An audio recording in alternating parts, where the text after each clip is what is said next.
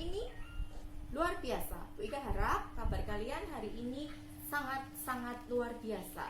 Pada kesempatan hari ini kita akan belajar bersama. Walaupun belajarnya tidak bisa di dalam kelas, tetap kita harus semangat untuk belajar.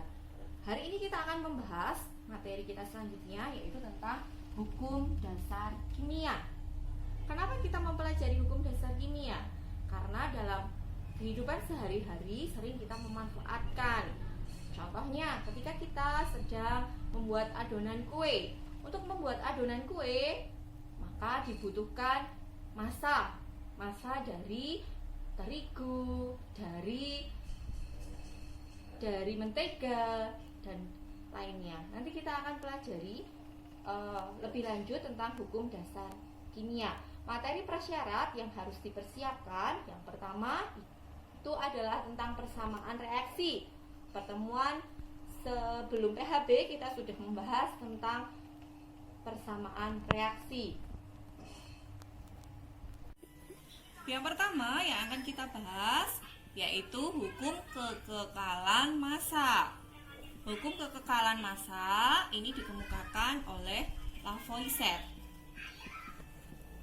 Bunyi hukum kekekalan massa yaitu massa sebelum reaksi itu sama dengan massa sesudah reaksi.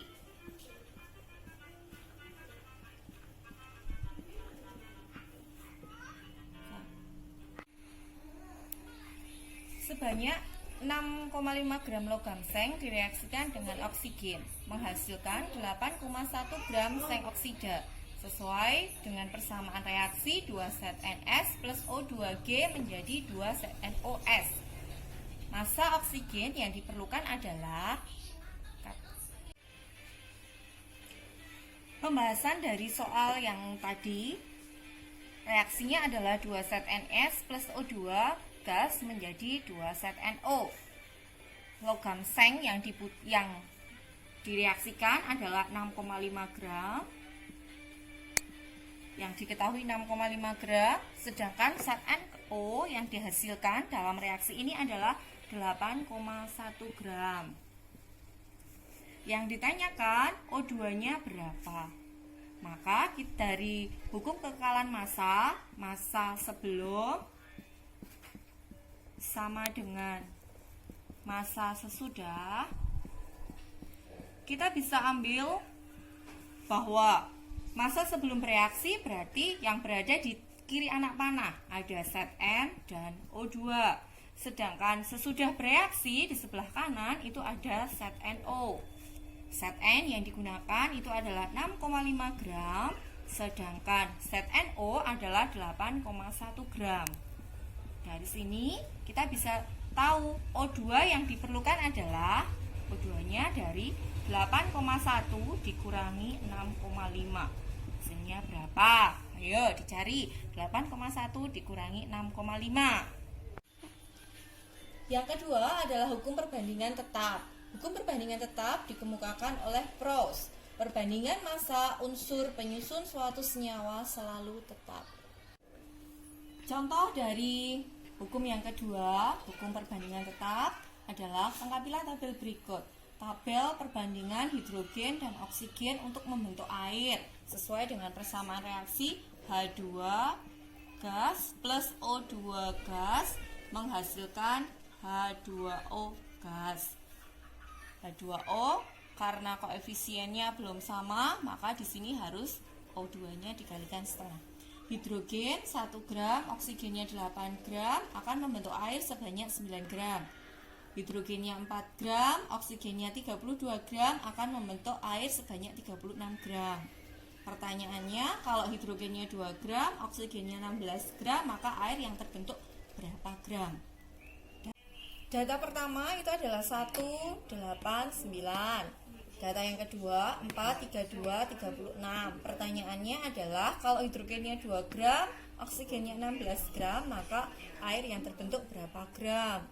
Dari data pertama dan data kedua kita harus membuat perbandingan terkecil. Hidrogennya 1, oksigennya 8, 9. Ini angkanya sudah kecil. Perbandingannya tetap kemudian 4, 32, 36. Berarti angkanya masih dapat kita bagi menjadi angka perbandingan terkecil, maka dibagi 4. Dibagi 4, 4 dibagi 4 itu 1, 32 dibagi 4 8, 36 dibagi 4 9. Jadi perbandingannya itu sama 1, 8 dan 9. Maka ketika ini 2, hidrogennya 2, oksigennya 16, maka otomatis air yang akan terbentuk adalah sebanyak 18 gram. Kenapa 18 gram? Karena 9 dikalikan dengan 2 menjadi 18.